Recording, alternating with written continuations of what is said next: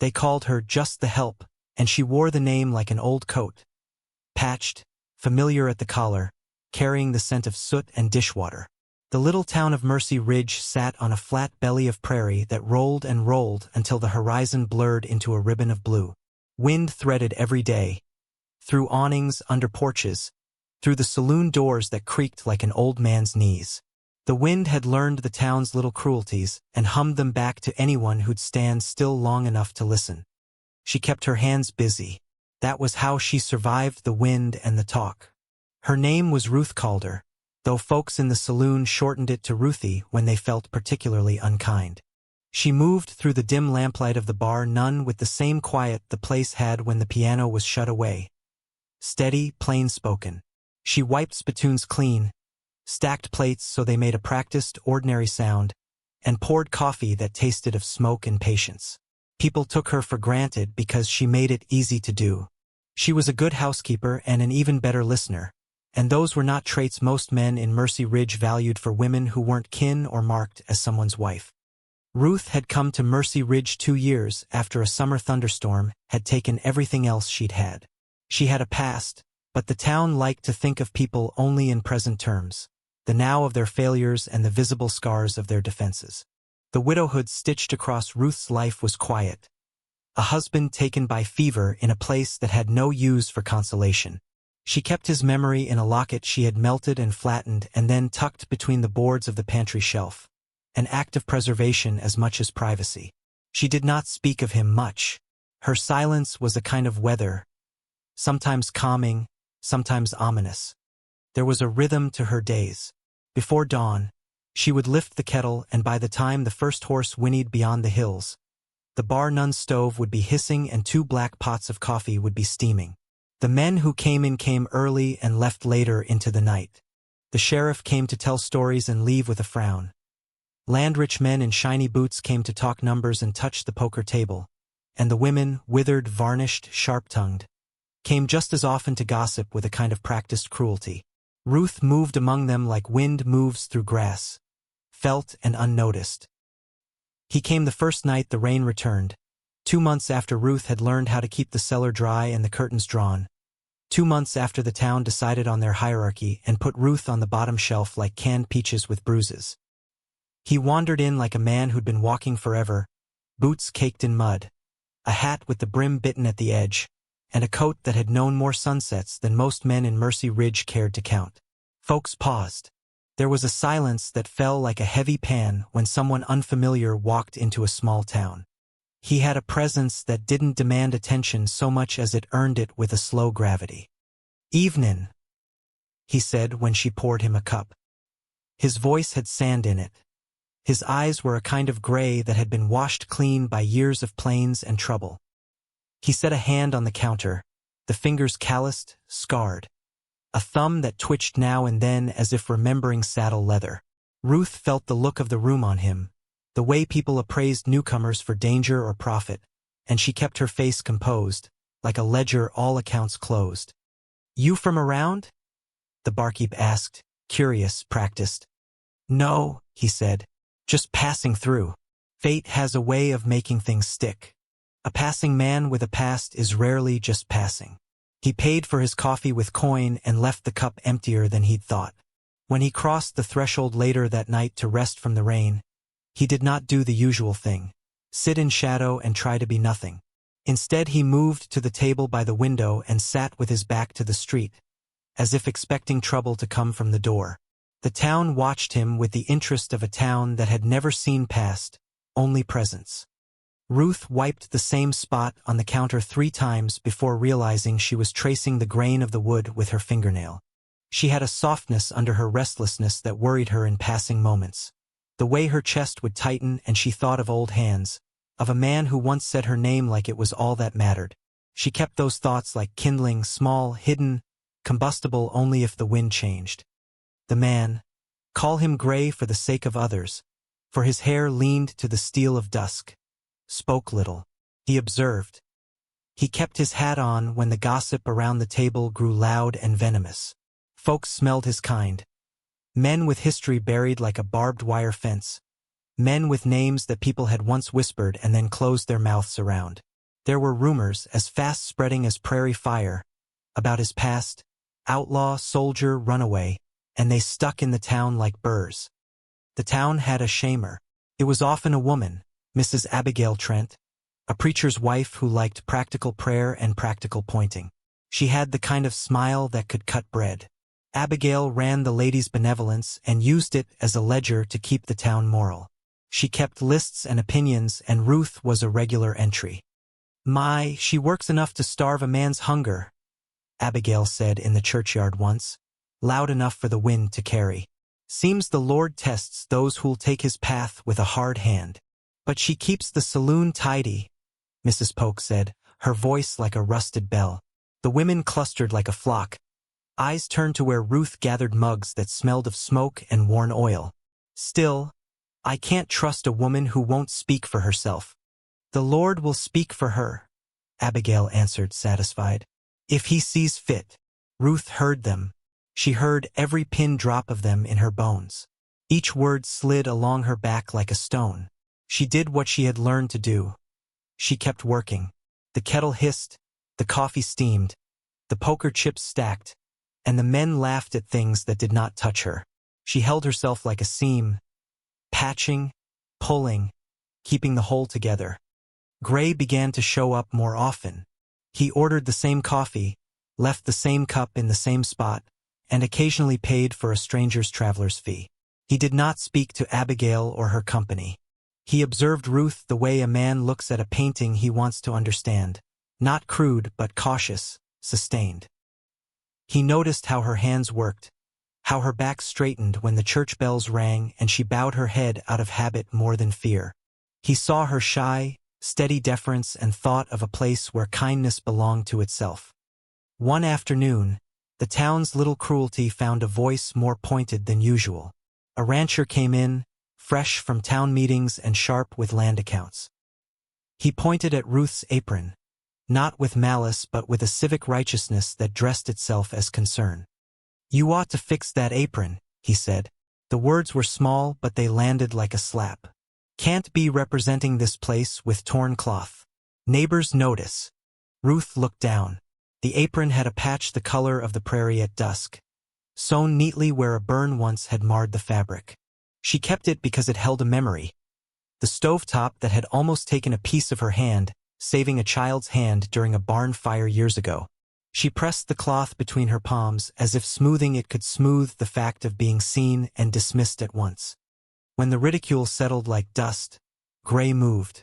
He had sat in the corner, watching the room like it was a chessboard, and he wanted to know the players. He rose and the room listened, not because he demanded it but because his movement had weight. He folded his hat in the crook of his arm and walked to Ruth's side. "Leave her apron be," he said. His voice was low, and when he said her name, Ruth, the room turned as if a bell had been struck. Abigail's smile bent. The rancher bristled. "It's a good apron." "Excuse me?" the rancher sniffed. Gray looked at the man like a storm might. "You ought to mind your own apron, Jenkins. Worry about your own tarnish." There was a hush that fell and kept. No one had ever had the courage or the aim to call Jenkins tarnished. It took a particular kind of reputation to let you speak to a man like that. Gray, it seemed, had that kind of past. He wore it like a shield now, and Ruth felt something warm and unexpected in her chest. She didn't smile. She merely continued to dry the mug, and the look they exchanged was not of gratitude but of acknowledgement. The men settled back into their narratives, muttering. Abigail lowered her chin and its smugness cracked like old plaster. The moment passed and the town returned to its daily small cruelties, but the air had shifted. Gray's defense had been small, precise, like a man who measures his kindness and gives it strictly where it will do good. Ruth, who rarely allowed herself to receive, kept the moment tight inside. It warmed her, then cooled as all things eventually do, but it had the effect of loosening her silence the way a breeze loosens a curtain. She began to talk a little at the stove. Not much, only what was needed to keep the day going, but the small sound of her voice made the saloon feel less like a place out of time. You could see the way Gray's eyes softened when he watched Ruth move. The line of her jaw set with stubborn peace, the way she steadied herself against the stairs that liked to linger. It was curiosity at first, how people are when they see something that does not fit into their maps.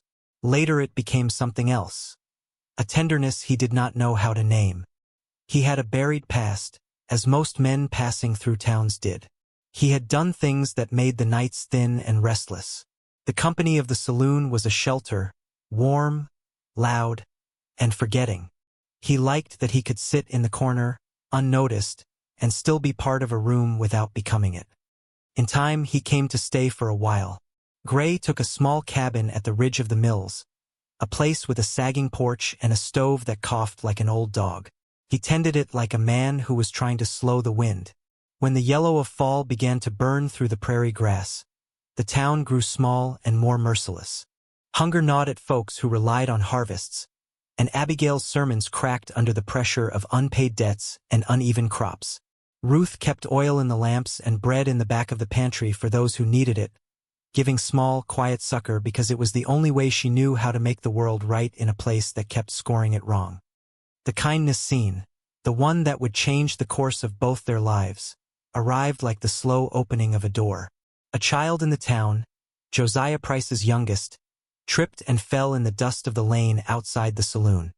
He had skinned his knee and carried with him the sort of cry that made a town feel like it might die of small things. The boy staggered in, face flushed, choking back tears. His mother, breathless, carried him to the bar and blurted words at Ruth that were sharp and pleading.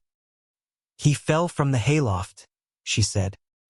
"He's gotten dirt in it and I—" Ruth's hands, that had always moved with the certainty of habit, kept steady. She cleaned the wound with water from the tin pot, humming like an undercurrent. The room fell quiet. Folk looked up from their cards and tobacco to watch the woman they had neatly dismissed act like a lifeline. Abigail's lips moved as if to make a tidy prayer that could justify her observation, but Ruth's fingers were already working, tying a bandage with a deftness that had once been learned under a different roof with a different kind of love. The boy stopped crying halfway through the bandaging, eyes meeting Ruth's as if she was a harbor. There was an authority in her silence then. Quiet, full of the kinds of things that could not be spoken because they had been felt too often. Some of the men shifted in their seats. Gray watched more closely than anyone. He watched the way children were soothed by the things she did without applause. He watched the town reassess their distance. Kindness in Mercy Ridge was a dangerous kind of power. Not all power was benign. That night, Abigail found herself slighted and sought to redeem her authority by making an example. At the weekly meeting of the Ladies' Benevolence, she talked of propriety and of how people without guardians required supervision. "We cannot have women who take men's work and make it a habit," she intoned, a sermon that smelled more like accusation. "A woman must know her place lest she unsettle the doves." Ruth listened, hands folded in her lap. The little courtroom of the ladies chattered like a hive, and fingers pointed not for correction but out of the practiced need to wound. She felt something hard in her chest then, a swelling like rain-cloud choke at sea. She could stand and defend herself with all the reason in the world, but she did not.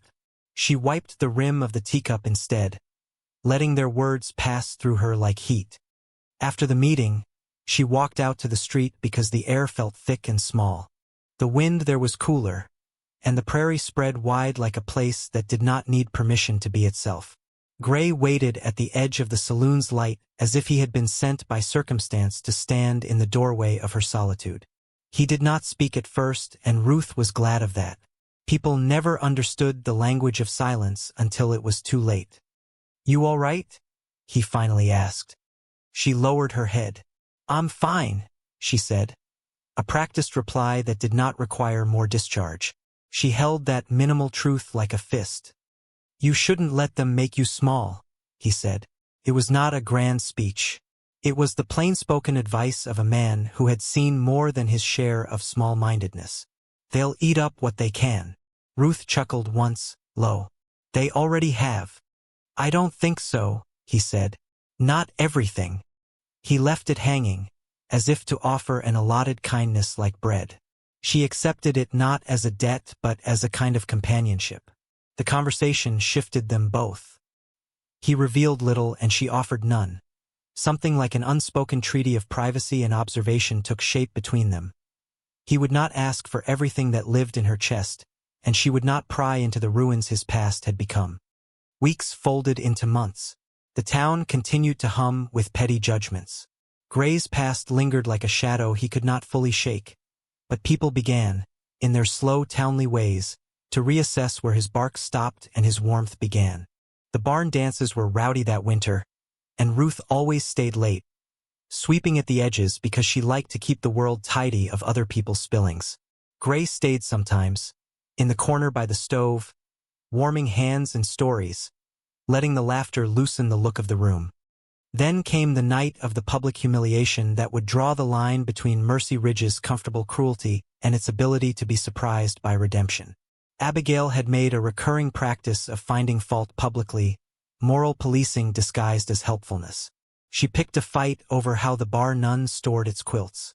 The argument escalated, and Abigail's words sharpened. She raised her voice and her accusations, making an example of Ruth by insinuating that the woman's solitary state meant she was morally suspect. The room quieted to listen to Abigail perform her righteousness. "You see her with those men?" Abigail said loudly, hands clasped like a proprietor of justice. "She waits on them, smiles for their pockets. There's sure to be mischief where doors are left open." Laughter, the kind that cuts like gravel, rose like a tide. Ruth felt the world narrow to a tunnel and in it heard only the beat of her heart like a small, frantic drum. She stayed in her saddle of silence, but her hands shook now enough that the mugs clinked with a sharper note. Abigail's voice sang out high in the air like an accusing bird and people joined in. Some to please, some because fear releases like laughter. Gray watched the performance from his corner. He had been quiet, but those words were a knife thrown in front of him now. His jaw tightened, his fingers doubled on the edge of the table. He could have stood up and spoken. Male virtue and small towns would have applauded such a display, but he never struck like lightning. He stepped instead like someone who had learned how to tie a knot under pressure. He did not fling back accusations. He walked over, small and purposeful, and stood beside Ruth. "Enough," he said. The room took him in like a breath. "That's enough." There was a murmur, the sort of sound that births trouble. Abigail's lips curled.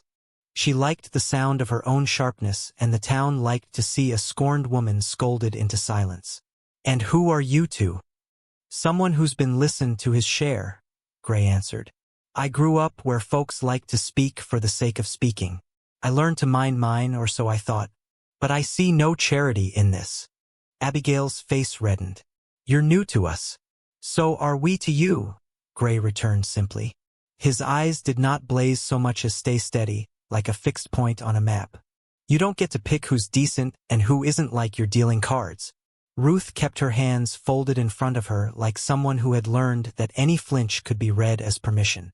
The room's air changed, a pressure drop where a storm had crossed. Abigail stammered, lost her footing in the performance, because never before had she been called to account in her own pulpit. People who had been comfortable joined the sudden chorus of guiltless approval, their voices small and contrite. Mercy Ridge learned a new lesson. Sometimes the well-being of the town required more courage than comfortable cruelty. After the shaming ended and the room had returned to its previous hum, something in Ruth had shifted that would ripple outward. She no longer allowed herself to be defined by lesser people's definitions. She worked as always, but she worked with an extra steady hand, like a woman who had reclaimed a piece of herself. And Gray? He had become, in this town's strange economy, an anchor. He intervened in small ways, leaving a note of thanks under a tin mug for a kindness Ruth had given to a widow down the lane, bringing firewood to her cabin when the winter bit particularly hard. He never forced a confession of need. He never demanded that she repay him in any manner. He learned the cadence of her life and began to occupy a small part of it without crowding anything. Ruth, who had learned to hide her softness, began to let it rest against him sometimes. They talked about weather, about the stove, about the way a prairie night looked under a new moon. Their words were small, their confessions smaller. The town would have called it nothing. Ruth called it company. He had a hidden wound, threads of guilt that pulled him backward into nights he did not like. He had a truth that would have made the town's murmurers gasp if he had declared it. He had once been part of a riding crew that ended badly in another state, a scarred history of bullets and hard decisions. He kept the story to himself because Mercy Ridge had little taste for other people's complicated teeth. But Ruth had a way of seeing a man as if she were reading weather, knowing how much calm or storm to expect. One of the more tender nights, when the sky was a bowl of unblinking stars and the wind carried a scent of sage, Ruth joined Gray on the porch of his cabin. The wood was warm where the day's sun had kept it, and the kettle sat on a small ring of iron. They drank coffee that tasted of smoke and unspoken things. Gray said nothing, and Ruth did not ask for his past. Instead, she spoke of a different wound, the slow ache of being ignored. "When my husband was alive," she said, the words a pebble dropped into a pool. "He used to say that the world would measure you if you let it.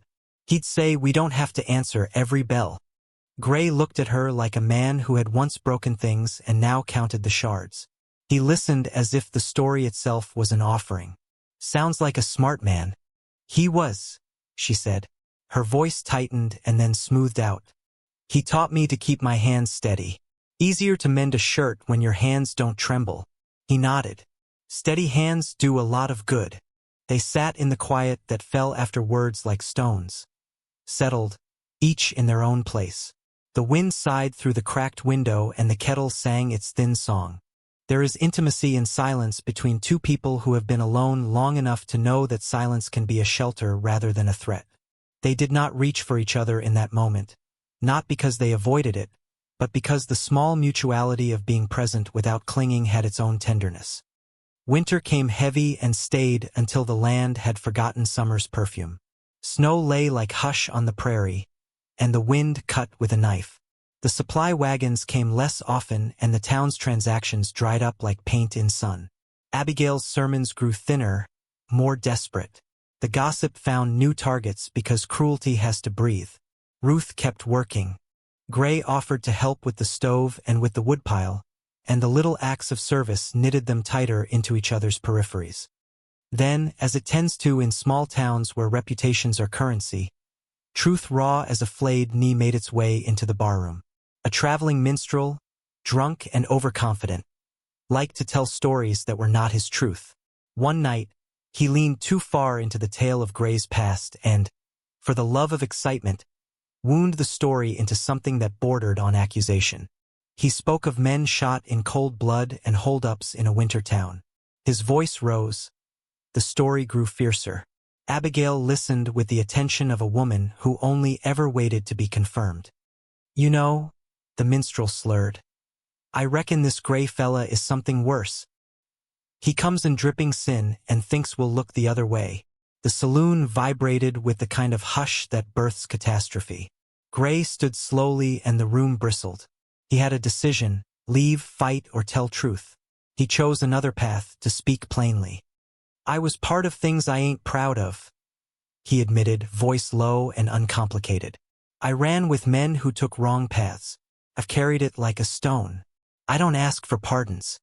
The minstrel's bravado faltered. The men who had been ready to condemn another human for the pleasure of moral hygiene blinked.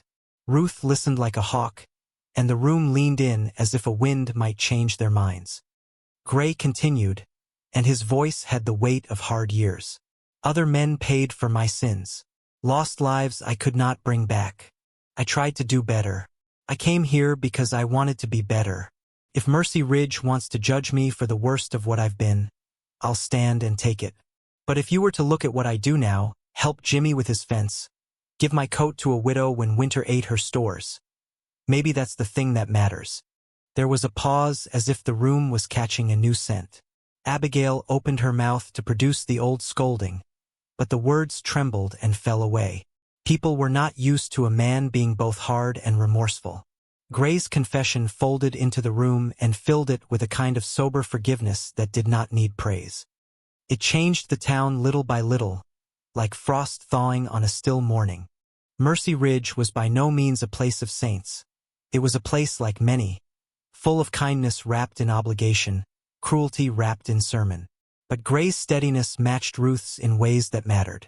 She found that she could stand straighter because his presence was there as a backdrop, a man who had seen his past and carried it like a burden without asking anyone to carry it with him. Time is an odd thing on the prairie. You think it will heal in straight lines, but mostly it piles plastic and memories and single laugh lines into a person's face and you get used to them. For Ruth and Gray, months gathered and built something that neither tried to name. There was a companionship, patient and deliberate. The town watched, because towns always watch, and stitched its opinions into new gossip. The romance in Ruth's life was not a sudden thing. It tumbled into being by degrees like charred coals taking a match. There were nights when Gray would speak of the road and the bad things that had happened. He never gave all of it, just enough that Ruth could understand him as a person who had carved his own path through a dark thicket and kept coming out the other side. She heard him with a kind of devoutness usually reserved for prayer. He listened to her stories too, the small ones about the pantry and the locket she had hollowed, sharing silence like a language between them. He was underneath all the roughness, a man who had learned to say small, real things. One clear night beneath the stars, when they stood on the porch of his cabin and the world was a sweep of black and glitter, he reached out with a steadiness she had started to trust. His hand found hers, not in a possessive grip but in a gentle, plain clasp that spoke of a man who knew the value of someone's warmth. "Ruth," he said quietly, as if name and life were the same coin. "Darlin, I don't need luck, gold, or glory. Just you by my side."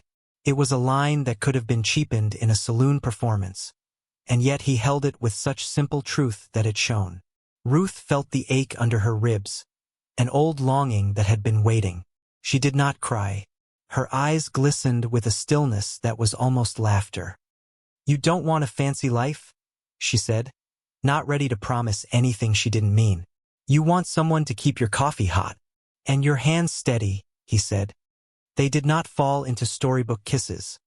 Mercy Ridge was not inclined to that kind of suddenness. Instead, they held hands and let the stars do the talking. The prairie wind moved through them as though approving. But the world outside one's chest is rarely kind enough to allow love to assume peace without test. There were still those in town who could not abide the change. Jenkins, who had been mocked earlier, stewed in the small resentments that fed on pride. Abigail's need to be right had only been mollified, not healed. There were others who thought that Gray's past and Ruth's past, being messy and public, made them both dangerous. Rumors are flies that feed on unclean meat. They multiply and buzz until everyone flinches. One night, a rider not from Mercy Ridge came to town with his own brand of trouble. Men from other times, other grudges. Gray recognized one of them, a name that brought old blood under his skin. The man had been in Gray's old circle and had come looking for recompense, for old scores that had never fully been settled. He strutted into the saloon like he owned the room and picked a fight with Gray without ceremony. He pulled words out like weapons, insults that meant little until they hit the right place. The room stilled. This was no longer a town trial but an emergent fight that pulled the past into the present. The rider's men circled like vultures. Abigail, who had often been cruel, finally understood the danger. Her face went pale for the first time. Folks who had watched from the edges felt the temperature drop. Gray moved slowly, as if he had expected the shadow. He said nothing, only rose, and the room held its breath. The men made the first move, a blur of fists and knives, and Gray responded with the kind of force that spoke of experience, not cruelty. It was quick and precise, the sort of thing that is learned not in houses of grace but in the bloody schooling of survival.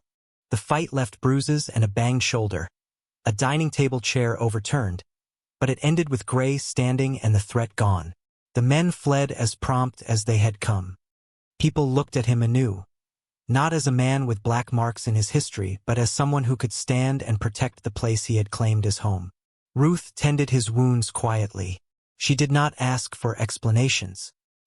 He had bled a small smudge of red across his palm, and she wrapped it with the gentle efficiency that had seen little children healed and small-town prides patched up. He stared at the bandage like a man who had finally been given something ordinary to care for. In the weeks that followed, Gray's redemption was not loud. It was a matter of small deeds.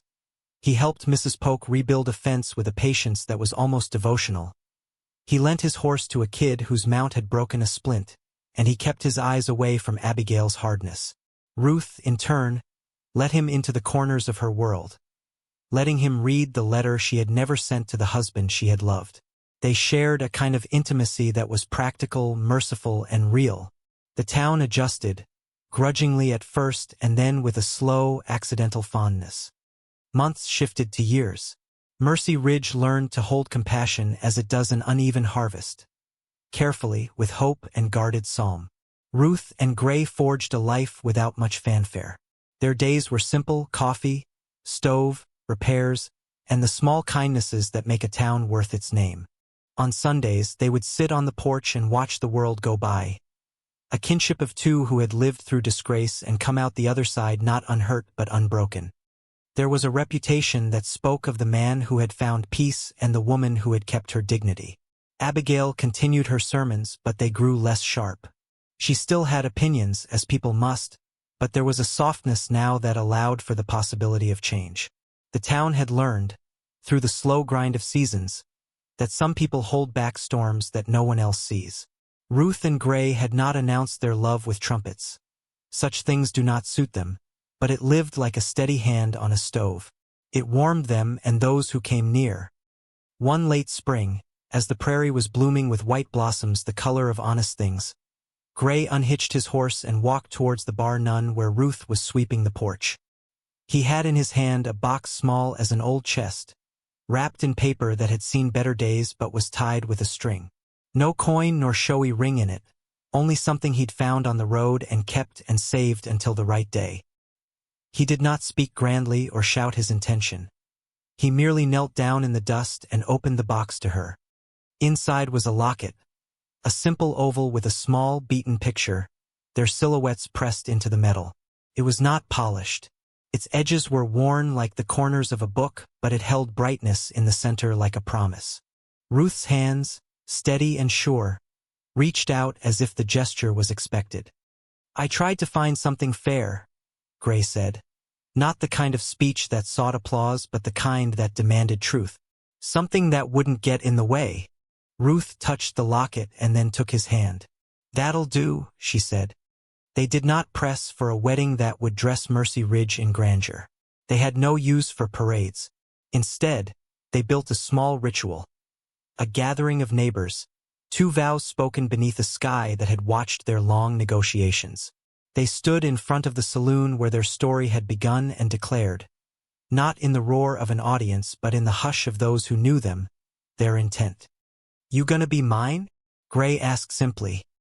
"If you'll keep my coffee warm," she said, and the laugh that followed was like rain in late spring, relief and sweetness. And the town watched and clapped half-heatedly because that is how towns support their own when a small good fortune happens. Abigail even, awkwardly, with the kind of warmth that usually takes a detour, passed Ruth a dish of pies later that afternoon, and Ruth, who had learned to take gifts from those who were learning to give them, accepted with a nod and a quiet thanks. So it went. Years settled like quilts. They built a life measured by small duties and rents that could be expected. Gray worked at the mill. Ruth ran the bar nun with a steady hand and sharper patience. They rose when the rooster crowed and fell asleep with the cattle lowing off in the distance. There were nights when they would sit on the porch and let the stars tell their silence. Hands linked tight in a modest intimacy that was not flashy but was, like the heart, always visible if you paid attention. Near the end, when both of them had the lines on their faces like familiar maps and their hair threaded with gray, Ruth would often think of the day Gray had first defended her apron. She'd remember the way he'd stood there, hat in hand, saying only what needed saying. She would remember how she had kept on doing what she always had, washing, mending, and giving small mercies to those in need. Her life had been narrow by some accounts, and infinite by others. The town changed too. Mercy Ridge learned to harbor less suspicion, softened by the example of those it had once judged. Abigail lived to be grayer and kinder in her sermons, and even Jenkins stopped making public criticisms, reduced perhaps by the fear of looking small before the sound of someone who had seen harder things. One quiet evening, as a wind drifted over a field and the sky wore the color of old paper, Ruth and Gray sat beneath a wide sky and listened to a kettle hiss. The world had gone on, with its thrifted joys and its ledger of debts. They looked at each other and did not need to speak because they had long ago decided that life's most important things were not the things you announced. It was in the keeping. Steady hands, warm coffee, small acts of unapplauded kindness. Ruth thought of the men in the saloon who had once called her just the help. She thought of the way she'd been mocked, dismissed, and yet had stayed. She thought of the boy she had bandaged who had grown into a man who worked the land and who would pass by their porch sometimes and tip his hat.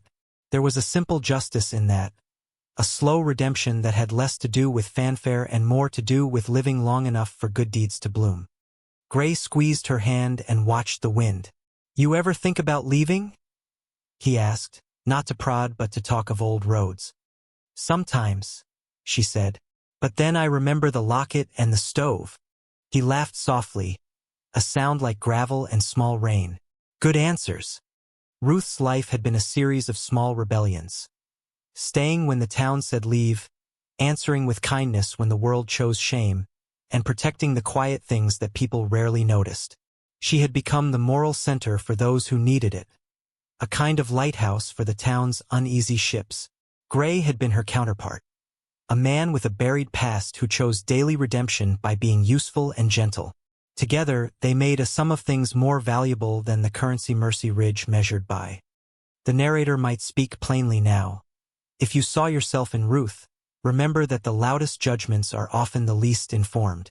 If you recognize Gray in someone who looks tired and keeps their head low, know that redemption can be a quiet thing as much as a bold act. If the story hit you hard, remember the ones who stay quiet. Give them not louder praise but safer days and hot coffee.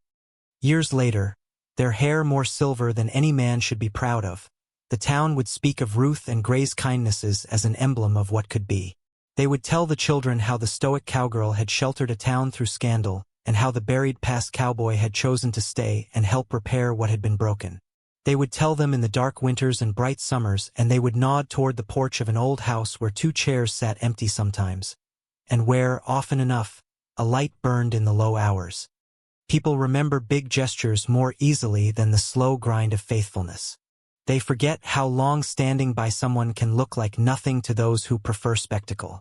But Mercy Ridge learned that fidelity in small things is a stubborn fire. It warmed more than one body. It healed more than one reputation. It fed children and repaired fences and steadied hands. And when their time came, the natural closing of 2 lives lived honestly within the tiny circumference of a town. They left with neighbors that remembered not their shame but their service. Abigail, who had once been a shamer, came to the funeral with a pie in her hands and thickened eyes, surprising the gossipers who liked to keep their judgments crisp. Jenkins left a knot in the fence stronger than he'd intended, perhaps wanting to leave something that would stand. At the grave, the town gathered not in obligation but in gratitude. Men who had once mocked the seam of Ruth's apron spoke softly and offered stories of children saved and fences mended. Gray's friends, small and rugged, stood tall and steady as if guarding the last light of a campfire. There was a silence then like a settled quilt, heavy and complete. Later, at the saloon, where Ruth had spent much of her life listening to the clatter and warmth of community, people spoke low and true. "She kept the place tidy," one old man said. "Kept the world a little kinder." "He stood and took what he had to," another man said. "Took his past and used it for good." The memories passed like well-tended trays, handed around and kept clean. Mercy Ridge learned, in the residue of these lives, that the quiet ones are often the most courageous, and the ones with a buried past can become the safest keepers of the town's heart. It understood then that redemption is not a single thunderclap but a series of small acts coaxing a broken ground into bloom. And that's how a whisper changed a town. The saloon clock had long since stopped at 1:15, but the room kept time with other things. The soft scrape of a chair pulled back, the rustle of a skirt, the small sorrowful cough of someone trying not to laugh and failing because the laugh had become a habit of relief.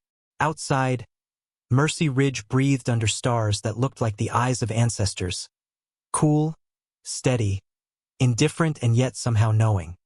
Inside, the chairs remembered Ruth's hands as well as the men there did. They remembered how she would run the rag over the same spot of the bar until the wood seemed to sigh, how she'd lift the tin kettle and pour coffee that tasted of coal and goodwill. People remembered these small ministrations better now than the words that had once been thrown like knives. They talked about how it had felt to be noticed by someone who never demanded anything in return.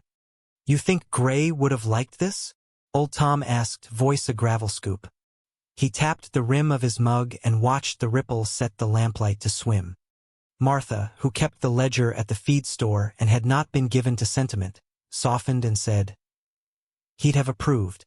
Always liked the clean things to stand tidy." Her fingers were still smelling of flour and ledger dust. She rubbed the side of her nose and glanced at the doorway where the floorboards creaked in a way Gray used to. Her eyes held a question. "He liked when people did right by each other," replied Rebecca, who had been a silent thread through more of Mercy Ridge's days than she'd ever admit. She folded her hands to hide their tremor and felt Ruth's apron, now folded and set beside the piano, as if the cloth itself could be a map back to steadiness. The conversation circled gently, like cattle on a slow upward pasture. Stories were offered in slices. How Ruth had sewed a boy's shirt from a bag of grain sacks. How Gray had lifted a woman's tumble-down barn beam with only a grunt and a look. How Ruth fed the widow on Miller's Lane when the widow could not afford a sack of flour. Each telling added warmth in the tongues of the listeners. Children who had once hidden as adults whispered in corners about how Ruth smelled of starch and apples, of soap and a spice they could not name. They remembered how Gray's hands smelled of leather and saddle oil and sometimes, when he let them, the faint salt of his old wound. Whatever it had been, and whoever it had belonged to, the recollections rose like steam from tin mugs. Later, as lantern light thinned into a bitter thinness that scratched at the windows, Abigail lingered in the doorway. She had come with a pie, as she had told herself she would when she put on the dress that made her look respectable. She carried more than pastry. Her hands shook because she'd never known how light her judgments were until she tried to hold them up to someone else's grief. "Abigail," Martha said softly, seeing her in the doorway, not accusing but welcoming. Abigail tried to arrange a face that would not betray the weight in her chest. She had practiced that face like a prayer. "I didn't," she started, then stopped because the words crumbled. Instead, she set the pie down, crust cracked from her hurry, steam lifting like a thin apology. "Thought I'd bring what I could," she said. The pie smelled of apples and cinnamon and homes. It smelled like a door opened. Ruth's apron lay folded on the sideboard. Gray's coat, a plain thing with a few patches on the elbow, hung on a peg nearby. There was a sense that these items, ordinary as they were, could carry a kind of testimony. Martha touched the apron and felt the roughness of the weave under her fingertips. How many stoic mornings had been pushed forward by that fabric? "I remember when she fixed the hem on your boy's Sunday shirt," Abigail admitted, voice small. "Said he'd be cleaned up right for the prayer meeting." Not that she cared for all that, she laughed. A short, surprised bark that tasted like cracked plaster. "I always thought her quiet was some kind of soft pride. She had a backbone you could set a pot on," Rebecca said. Her mouth made the words flat as a nail. There was no pretense now.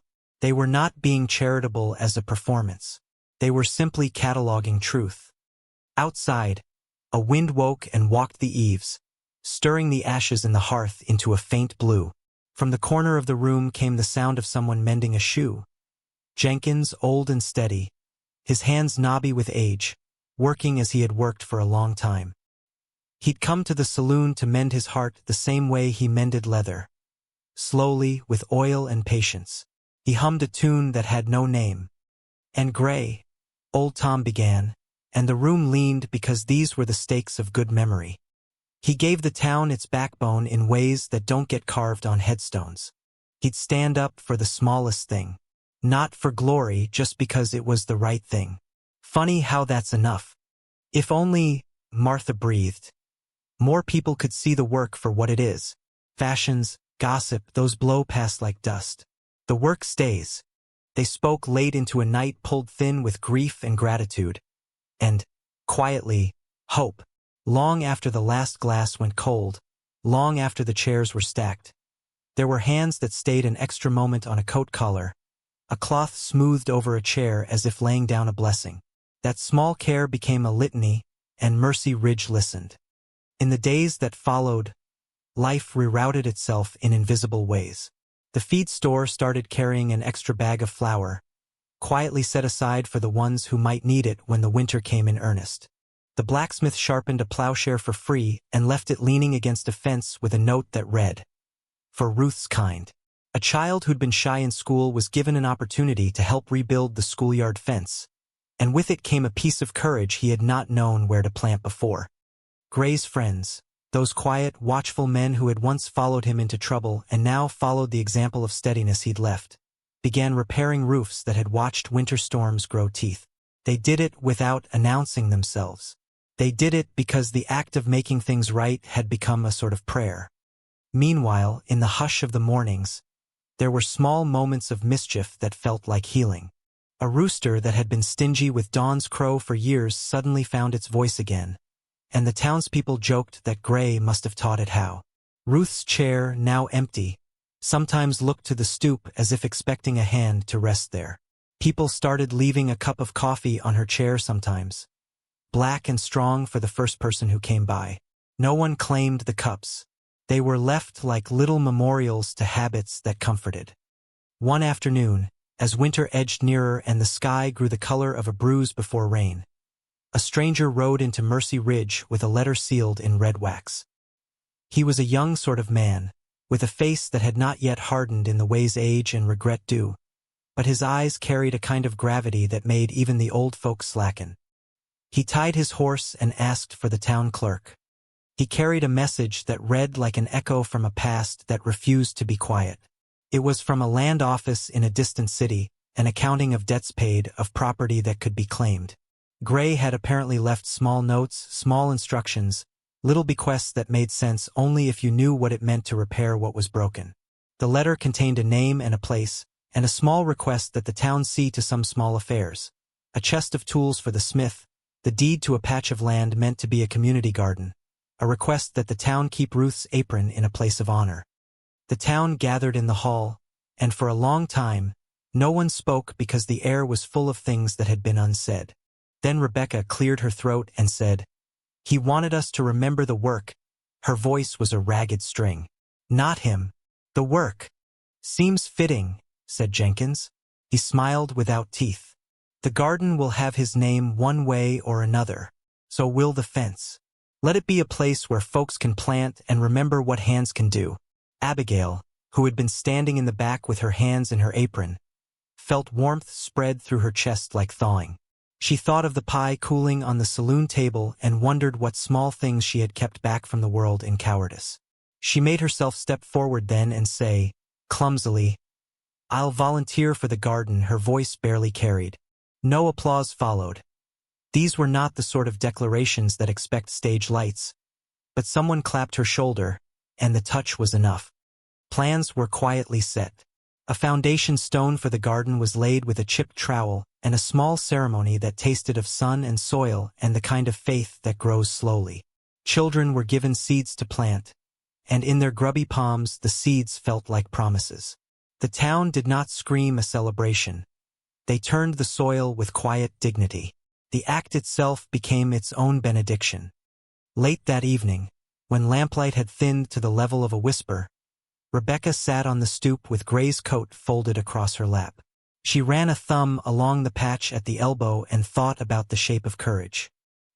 "He made us better," she said to the empty street, the words more to herself than to any witness. "Not by being loud, by being right." And Mercy Ridge, softened by a season of small reckonings, started to move forward as towns do, with slow steps and a stubbornness that looks like faithfulness. There would be more troubles. There always are.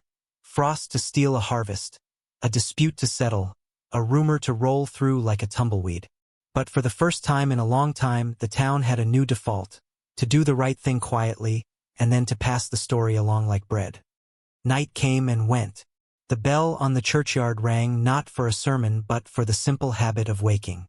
Men and women rose and went about their chores, and in their hands the small tools of living, the broom, the saddle, the needle, seemed to hold a new purpose. The memory of Ruth and Gray, of their steady acts, had become the town's undercurrent. It would run beneath Mercy Ridge for years, shaping the way people smiled and spoke and mended.